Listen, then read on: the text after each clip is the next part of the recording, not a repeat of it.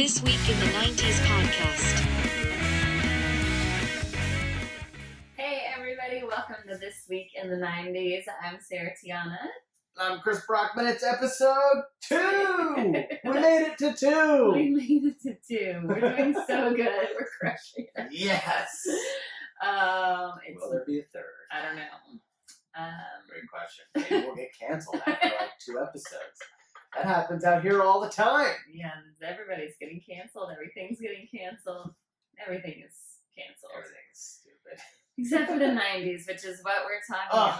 The 90s were amazing. Yeah, so this week is August 9th through the 15th. Okay, so let's just recap what we're actually doing here. Yeah, so I can take the days August 9th through 15, and I can pick 1 year in the 90s to highlight what happened on those 7 days in 1 year of the 90s. Right, so that's where the idea for the podcast came from. We both love the 90s. We're children of the 90s. Yes.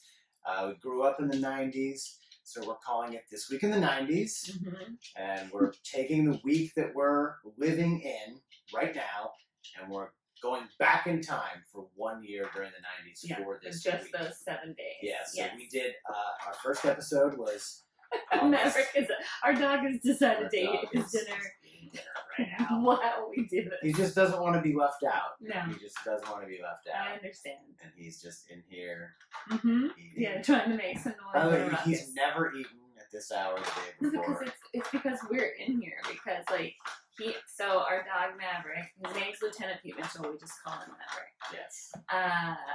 He has incredible FOMO, so he never eats because he's afraid if he's eating in the kitchen, you're probably playing tug of war in the living room, and he's gonna miss out. He never eats. So now we're in the kitchen, and he's like, "Oh, this is probably a good time to eat because I can see them playing tug of war if they decide to do that." And he's going to need some water, so I'm going to have to get up and get him water. Yeah. All right. So anyway, we hear that in the background. Yes. So we have 10 years to choose from for the week that we're currently living in. Episode 1. Go check it out. All of our socials at Week in the 90s Pod on Twitter, Instagram, Facebook. Yes.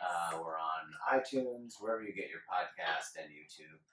So I did it last week. I kind of spearheaded and drove the bus here for episode 1, August 2nd through the 8th. So now it's your turn, August 9th through the 15th. And what year are we going to talk about? The year is 1994. Oh, 94. Where were you in 1994? 1994, I was living in Maine. I just turned 14. Mm-hmm. Exciting. Getting ready for my freshman year of high school. Oh, wow. Okay, yeah. So August 1994, I probably had just started work at my first job ever at the Nike outlet in Calhoun, Georgia. Wow. I would have been 16 and amazing. Wait, top of the you world. were amazing, or the Nike outlet was amazing? No, I was saying me, but there's absolutely no way I was amazing. I'm sure it was a nightmare. And 16-year-old girls are terrible. Yeah, they're the worst. So so I just started. Were you like a cliche teenage girl, like hate your mother and rebellious? No, I was actually really good. Okay. Like I never came home late or snuck around or did anything bad. I was in those just say no clubs, it's like right. So no. What went wrong?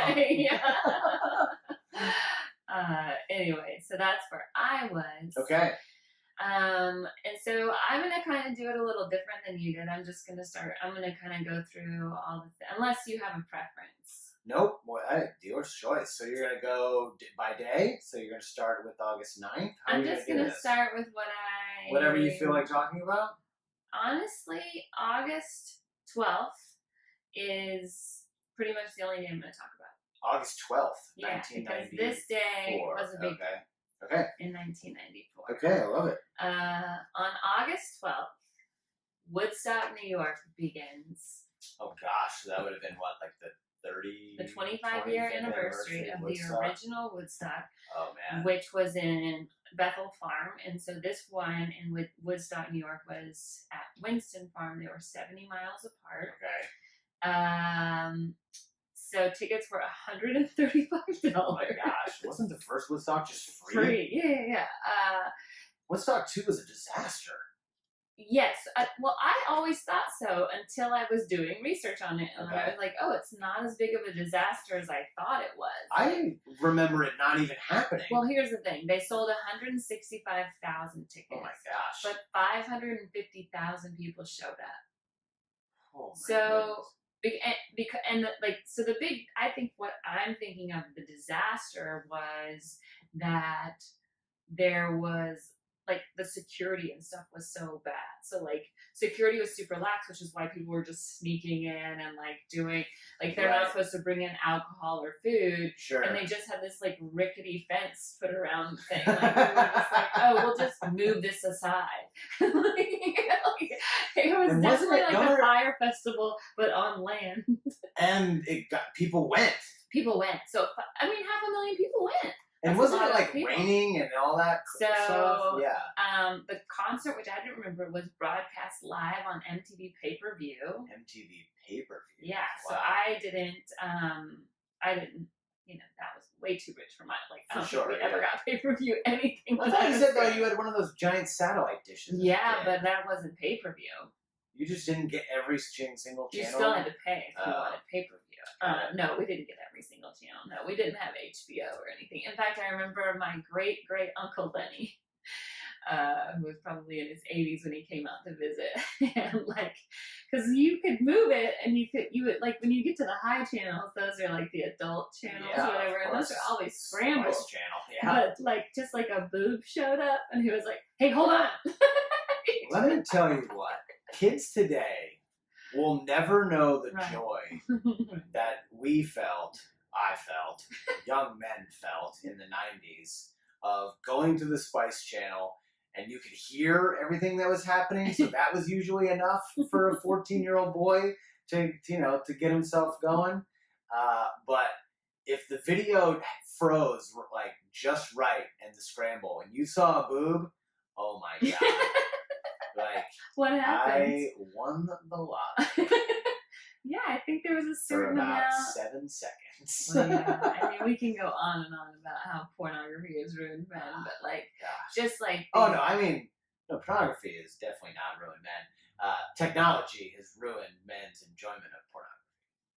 Yes, and I just think that, okay, we don't have to get into that. That's a different podcast, but yeah, I mean. Anyway, we didn't get pay-per-view for Woodstock. Long story short. Long story short. I paid to watch Woodstock. So 500,000 people showed up. That's crazy. It was beautiful on Friday, which was August 12th, was a Friday. Okay. So it was a beautiful day that day. Saturday is when it rained and got super muddy. Yeah, I remember the pictures. Everything went crazy. So I just wanted to tell you some of the lineup because these are like some of the old bands that I like. Okay, so August 12th, 1994. Okay. Friday night, it's Delamitri. No idea who that is. You don't remember Delamitri? Nope. Okay. The way you are with music, with movies, I'm going to probably be with music.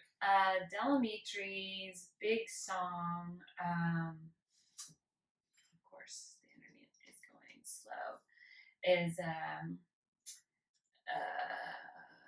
Roll to Me. Oh, okay, I know that song. You remember that song? Yeah. They were a one-hit wonder. Yeah, pretty much. Live, one of my favorite bands growing up. Especially 1994. That was like a great era of life. Excuse me, too much yingling.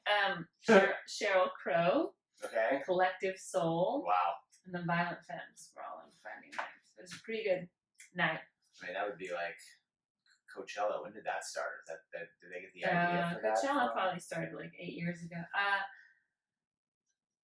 Did they get the idea? No, I'm just saying.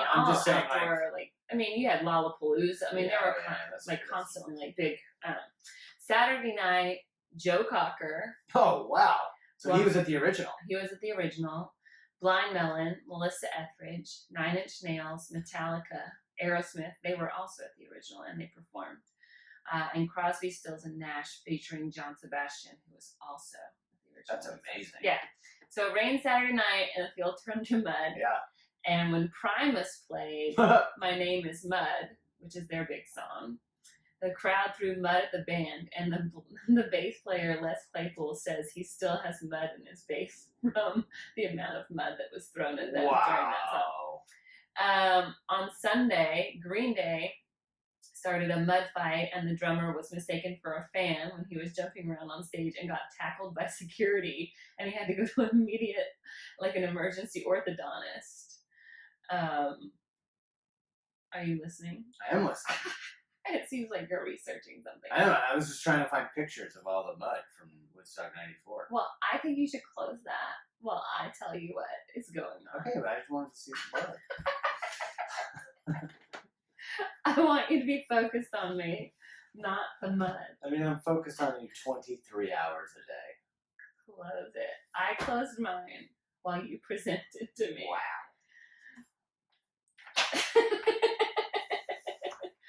You can cut that part out if you want.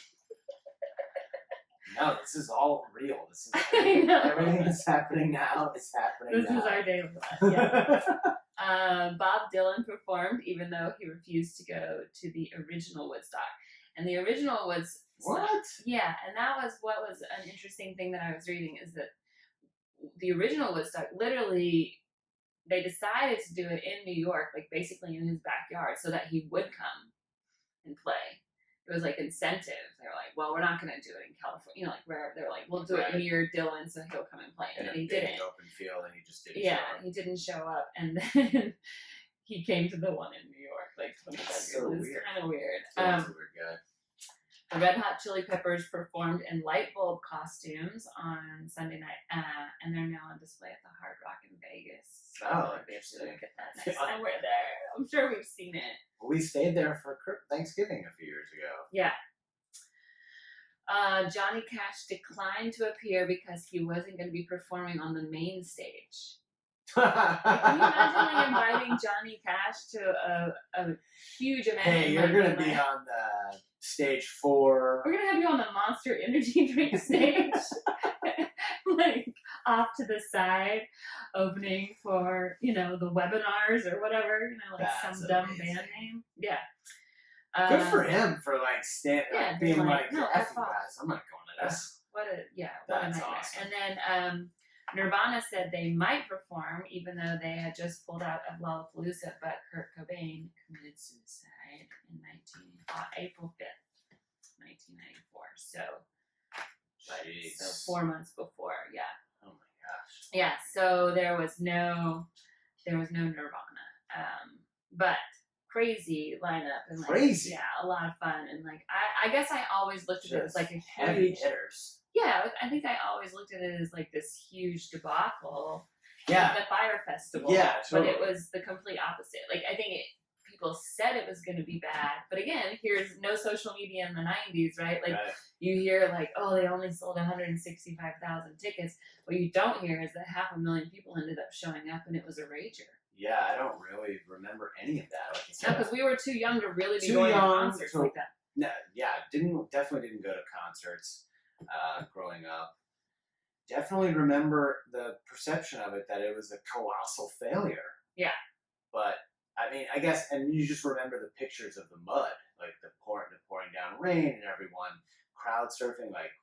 Before you made me shut my computer down, that famous photo of the girl completely covered in mud, crowd surfing.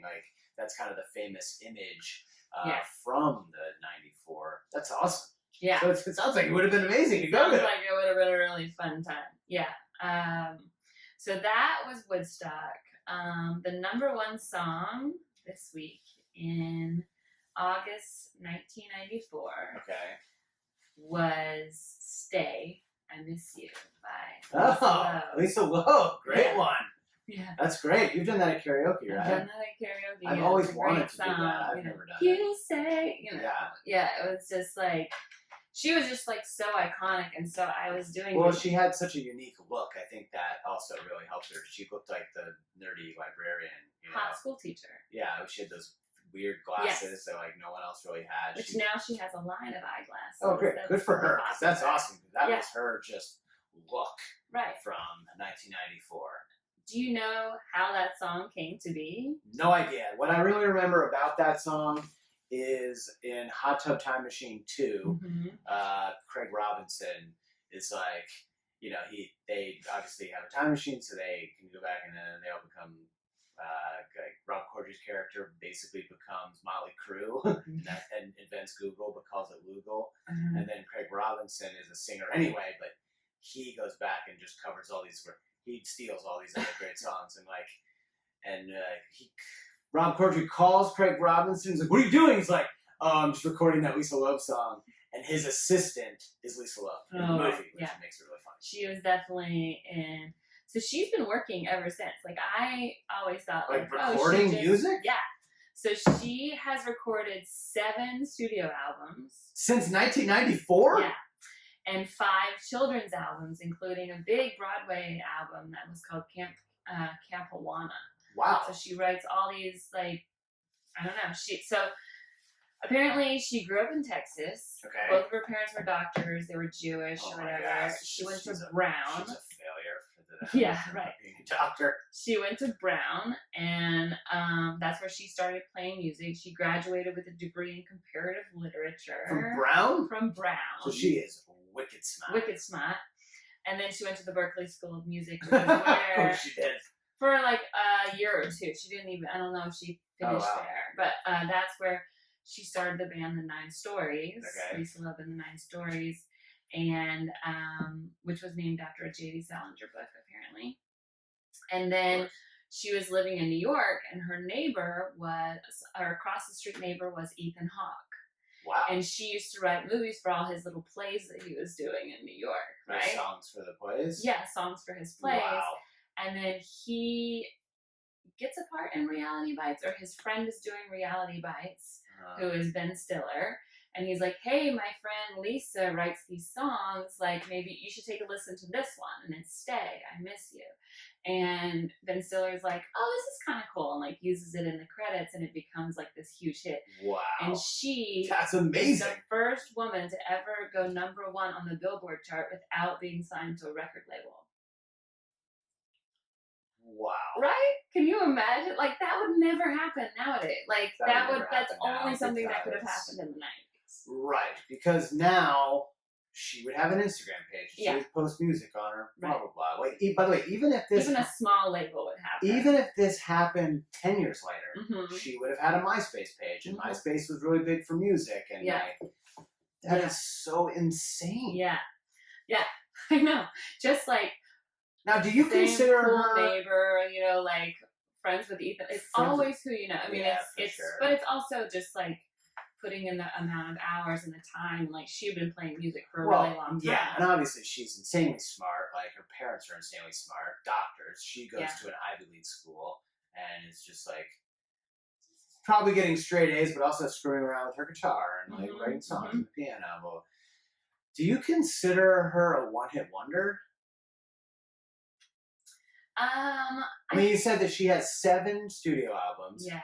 Now, are the 5 children's included in those 7, or is that so? That's 7 regular "I'm a Pop Star" albums, and then she's like, "Oh, you know what? But I also write children's songs."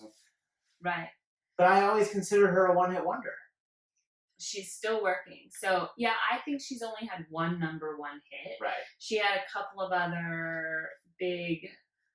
Like, she had a couple of other songs that were like decent, but they were never big #1s. So I would consider her a one-hit wonder because it's a hit. Yeah, she had one big hit, but I wouldn't consider her career like a failure because she's constantly been working and she's still generating income based on her career, and actually she's still monetizing her one-hit wonder fame. Oh, sure, you know what I mean? Because she wasn't. Everyone knows her name. Like, it's a great name. Absolutely. You know, it's alliteration. Lisa Loeb. They're both full. It's like a perfect name. Everyone knows her look. Like, even if you don't know her name, with the glasses and the stay, like you know who she is. Everybody does. Yes. So so now she's like married with 2 kids, and she has like a line of coffee called Wake Up Brew, that you can only buy. It like donates to her like camp foundation, so she runs like a charity for kids that's involved in camp. Thank God that she isn't involved in like commercials that we all hate, like Sarah McLachlan. That's not nice. It's kind of true. It's just she doesn't do any sad stuff. She does a lot of happy, jolly stuff. That's what I'm saying. And kids yeah, I and know. Stuff like that. I feel like everyone hates Sarah McLachlan now because she just does those like sappy, rip your heart out ASPCA commercials. Right. Those things are so I don't depressing. hate her for it. It's just like it's the right song. It's super depressing. Ugh. Good for Lisa Loeb. I'm glad that she's still trucking along. Can't do that. We're gonna get banned from YouTube. So I can't? Okay. You can't even sing the song? No! Oh. Okay. Sorry. You say...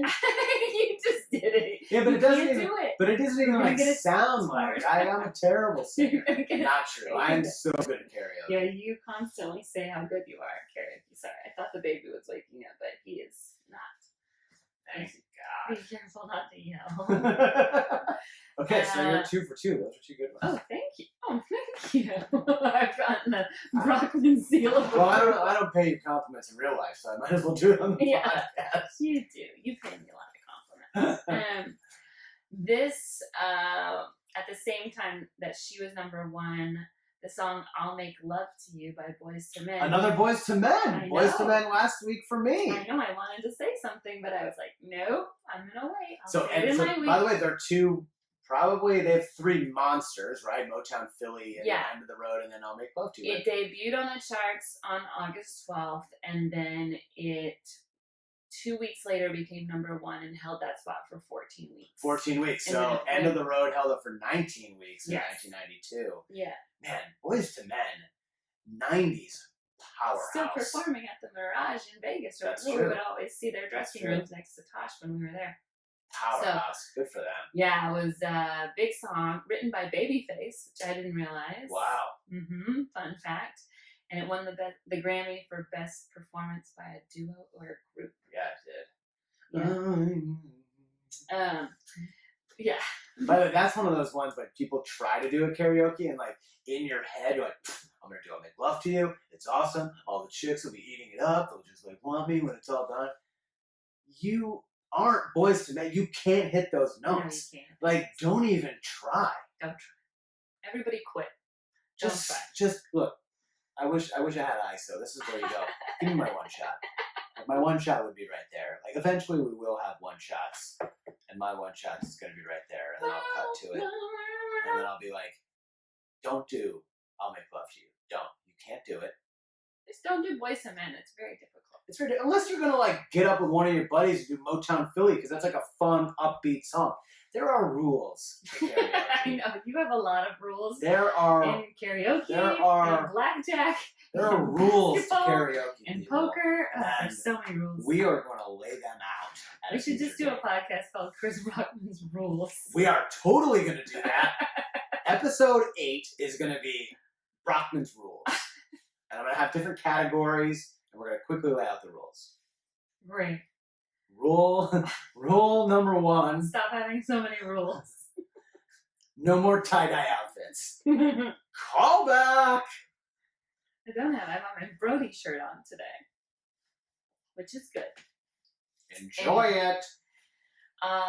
This week, August 9th through the 15th, 1994. That's your week we're doing right now. The #1 movie. Number 1 movie, 1994. Stars Harrison Ford. Is it The Fugitive? No. Oh man, I almost got so happy. The Stars Harrison Ford, 1994 is a huge movie year. It's a big movie year. I mean, Forrest Gump, Pulp Fiction, I feel like Shawshank's in there. Massive movie year, 94. So this week stars Harrison Ford. Harrison Ford. Is it Air Force One? No. No, I feel like that was later in the 90s. It's the 3rd movie in a series. Oh, Current Person Danger? Yes. It's the Jack Ryan series, Yeah. which we love Jack Ryan on Amazon. So I think he's like the 3rd or Yeah, third because I feel person to like play Jack Alec Ryan. Baldwin played... the first one in Hunt for Red October. Yeah. And then he played it in Patriot Games, and then clear and present danger. So Wow. it actually broke Patriot Games' record for the biggest weekend debut of a spy film. Yeah, monster movie. But it only got 79% on Rotten Tomatoes, and he got mixed reviews for playing Jack Ryan again. But it was nominated for 2 Academy Awards for Really? sound. Oh, okay, like mixing and editing. Yeah. Probably, yeah. You know, sometimes Man, Harrison Ford. all those gunshot movies. What is your favorite? This is a question I like to ask. You're not a guy, so it may not work for you. But would you rather be Han Solo or Indiana Jones? Indiana Jones? How come? Just cooler to me. Indiana Jones is cooler than Han Solo? Yeah, I think so. Ooh, hot take.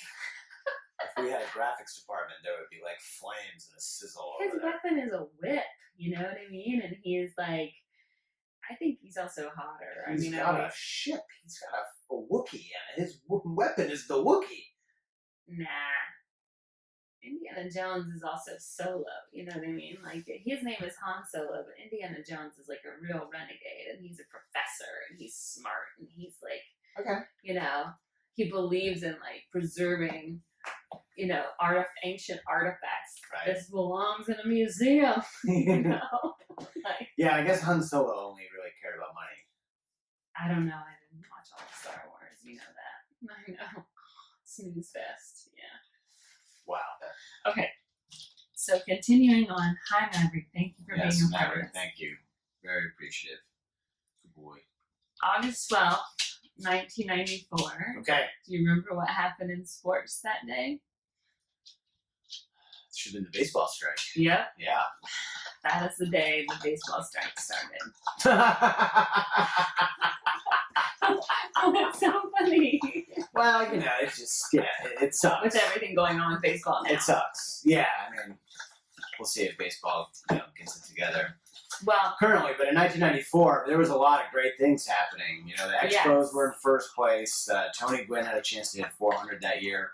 Ken Griffey Jr. had a chance to break the home run record, and then all of a sudden, poof, like yeah. baseball goes on strike. Lock the gates, and I don't know. I forget when exactly they declared that there was going to be no World Series, but when that happened, there was always a hope that maybe they would come back. They could work out a deal. I don't even have to tell you what happened. You already know. Well, yeah, and it's one of the things I gotta say. I really loved baseball as a kid. It's my first love, and I was such a huge fan. And I played baseball for a long time, and I started playing when I was 6, and I played up and through college, and I collected baseball cards. I have thousands upon thousands of baseball cards. And me and my friends, when I was growing up, lived in Alaska, it's the greatest thing we did all the time. We'd always get together and we'd trade, we'd make moves, we'd just see what has what. We're trying to put sets together, and it was so fun and great. And I loved the game, and I knew every stat, and I knew every single player on every single team, and I could tell you who hit what and when and where and how. And I could do the batting stances for everyone. And then the strike happened. Man, for a 13, 14-year-old kid who loved this sport so much, man, it really turned me off.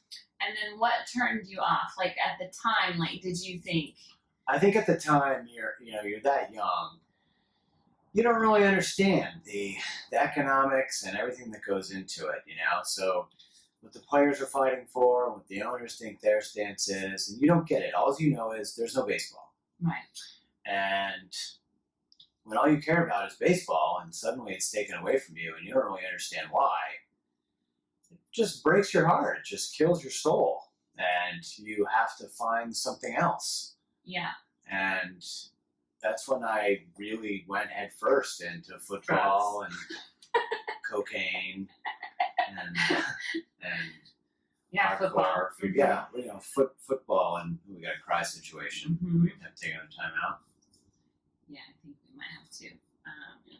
Right in the middle of my heartfelt I plea about young Chris Brockman being devastated by baseball. Well, Cage is devastated too. But I remember. I dove head first into football and basketball and college sports and the big rivalries in Ohio State and Michigan and college football and Peyton. I loved Peyton Manning when he in college, and so then baseball kind of took a back seat. Yeah. And it took a long time it took a few years for me to really hardcore get back into it. And when I did, it was really only about the team that I liked. Right. And so I stopped caring about every other team in Major League Baseball. All 29 other teams, I really only cared about the Red Sox. And whereas in football and basketball, I knew everything about everything because I was watching all of it. And then when baseball came back, it was like, yeah, but are they going to do this again? Are they going to break my heart again? And it was so difficult. I can't believe that's been 26 years. It's crazy. Yeah, I can't believe how long it's been, and like, especially with everything that went on leading up to the Major League Baseball season this year with COVID and stuff like that. It kind of was reminiscent, you know what I mean? And then everyone is saying, the players are being so greedy and stuff like that. And I'm like, I don't really see it that way. They already agreed to take half. Yeah. Why do they have to take half of a half? And it just made me realize, and people were like, this is 94 all over again. And I'm like, I really don't think it is, because I think in 1994, had social media been around, the players might not have come out looking as bad as they did, because the players are always to blame because they're the face of the millionaire. You never see the face of the billionaire owner. Right. You never see their face. You see the face of the player. And to you as a human, like as just an average citizen, you go, oh, that guy's a millionaire. Why is it, why does he need more of this or more of that? Yeah, it's so funny. No one ever knows what the baseball owners look like or who they are, really. Unless you're a fan of the team, then you probably know who your owner is. Football, the owners are mostly well known to fans. Yes, certain ones. But, basketball and baseball, no one really knows who the owners are or what they look like, or they never hear them talk or anything. And so, as I've gotten older, it's just one of those things. Like, you get older, you learn more, you understand things more, especially the economic side. Like how any regular Joe Schmo fan, how anyone could side with ownership is just beyond me. It's it's so bizarre that that's kind of the only field that we side with ownership, fans side with ownership on, and not the workers. It's just like, you're a worker yourself. You would never side with your boss. Yeah. And I guess, people just think, well, they get paid to play a kid's game and they should be appreciative and blah, blah, blah. Right. Well, if you sign a contract and you agree to a deal, just talking about this year, for example, they agreed to, back in March, to take prorated, and they wanted to play more games. The owners were willing to not even play it. I mean, Jeff Passan reported there were members of the ownership group who would punt on this entire season just because they didn't want to pay the players a full prorate. It's insane. It's insane. That the players need to stop being greedy and get back on the field. First off, there's a pandemic happening. They don't need to do this. Yeah. Secondly, they're doing it because they love it and they know it's going to help heal the country in some weird way, which I think it probably definitely is. But just the idea that the players would get blamed for this is ludicrous. So when you think back to the '94 strike, the idea that it probably wasn't the players' fault is something that we should entertain. Think about how long it takes to become a Major League Baseball player. That's gotta crazy. Think it takes 20 years, right? Probably from the age you're 5. Oh, sure. When you start playing baseball, you mean? Right. So if the job that you're in now, if you didn't get paid to play that, if you started doing your job, that you say you're an accountant, you started being an accountant, trying to be an accountant at the age of 5, and it took you 20 years. And by the time you got to 20 years, you started making really good money as an accountant. Mm-hmm. If you factor in the 20 years that you didn't get paid because you worked this hard to become, by the way, and it doesn't add up. And they broadcast you doing taxes on national television, and you had baseball cards, and you had endorsements for sneakers and cars and sodas and energy drinks and equipment. You would want to get your money because you deserve it. Yeah, because you spent 20 years trying to get there. And people wanted your autograph, Like, but 90% of the Major League Baseball are not famous. They're yeah. But people see the average baseball salary is $2 million, and they think, oh, what a greedy guy to play a kid's game. right. Well, they take home half of that. Right, if that. And where does $1 million go nowadays if you play for 3 years? You know what I mean? Right. Like, it's like, anyway. So I was really trying to like look into it, and I was really trying to like look into like the whole strike, because I was really trying to figure out what it was and remember it and understand it. And I found this great article from this guy named Dane Perry at CBS Sports. I don't know if you know him. But he said owners were asking the players to give back some of their hard-won freedoms because the owners weren't able to unify. Just think about that for a second. The owners weren't able to come together and agree. So they were like, well, the players should just give us some of the stuff that we originally gave them back. The owners barely negotiated, and they called the players. They kept putting it out there that the players are being greedy. And that's an easy word for the media to take hold. Yep. They didn't really come to the table for 18 months. The owners. And when they did, they made proposals like players' pensions and health benefits come out of the players' half of the revenue. So they're paying for their own pension and healthcare, which is right. It's not being matched by owners, which is like not something you would agree to at your work. You know what I mean? Right. So they came to a standstill. The owners refused to make a payment to the players' pension that they were mandated to pay, and that's when the players went on strike. So the pension wasn't even up for renegotiation for another year, and then the owners were just like, we're just not going to pay this month. And then the players are like, all right, see ya. Exactly. Yeah. The arbitration went to the U.S. court systems, and the U.S. District Court sided with the players, saying the owners were not negotiating in good faith. So, like, the highest, like, courts in the land were like, you can't do this. Like, this is illegal. Yes, it's illegal. You guys can't do this. Dane Perry also pointed out in his article that the owners wanted all of this to help smaller teams succeed, quote unquote. Right. And the strike ended up costing the Montreal Expos their entire team. Yep. Which was a small market team. They were like, they're like, well, we just want to make sure that we want to instill like a salary cap and like make sure And they ended up moving. No, they ended up moving to Washington, D.C. And they were in first place. They were having their best season. I know. They were 6 games ahead of the Braves. I remember. Incredible. Like you said, Tony Gwynn could have been the first player to finish the season batting over 400 since Ted Williams. Yep. Matt Williams of the San Francisco Giants had a chance to beat Roger Maris' home run record. He was at 43 home runs with 47 games remaining. Wow. The strike ended up helping Jeff Bagwell because he broke his hand on August 10th, and he would have missed the rest of the season anyway.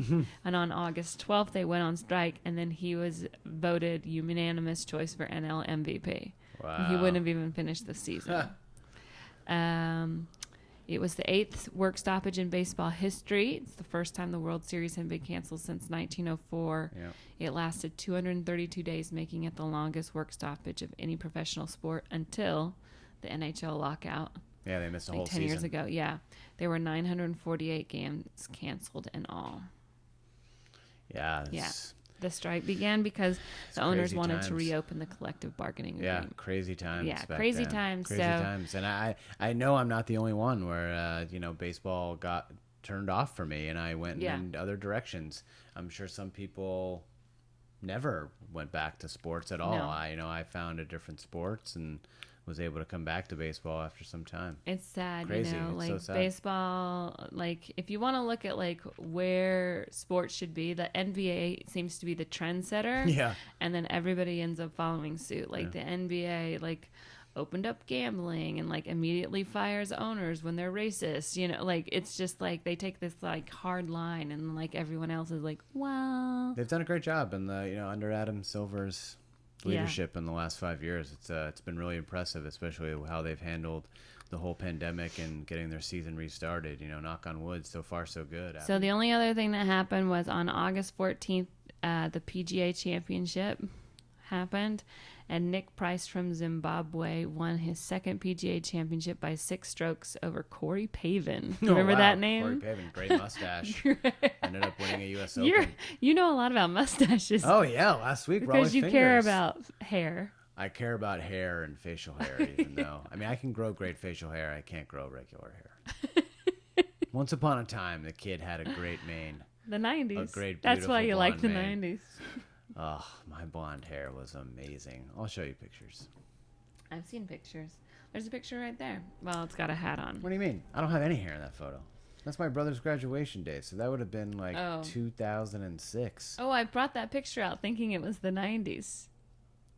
No, 2000, I don't know. 2000. When do you think? Well, I can't look at a picture of you and go, "Oh, that was 19." You Hold know, on. You can't look at this photo and not think, "Huh, he's wearing a gown.